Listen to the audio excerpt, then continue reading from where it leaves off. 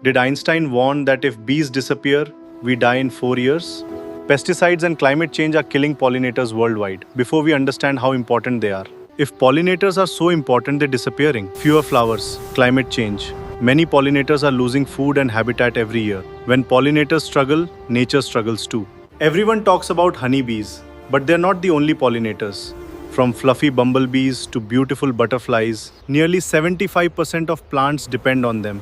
This spoon of honey is the work of hundreds of bees. She visits thousands of flowers every day. But guess how much honey she produces in her life? Only about 1/12 of a teaspoon. Only imagine marrying your own twin or marrying someone from another family. Plants face a similar choice every season. Pollen from a flower fertilizes the same plant, or a bee carries pollen from. Want to know how a flower becomes a mango? First, a bee has to visit it. Pollen grains stick to her hairy body and falls onto the next flower. One bee colony. This spoon of honey started as flower juice. Bees suck nectar and store it in honey stomach. Enzymes break complex sugars into simpler sugar. Worker bees fan theirs to evaporate water. That's how nectar becomes. Want to know how a flower becomes a mango? Pollen grains stick to her hairy body and fall onto the next flower. This is pollination. Honey is just a side product. Pollination is the real superpower. Why would a flower give away free food?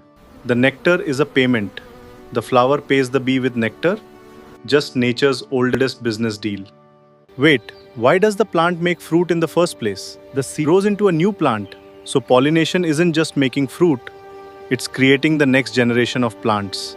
So what's in it for us? A huge portion of fruits and vegetables depend on pollinators. No bees, less pollination, less food. Bees aren't protecting flowers, they're helping feed the world.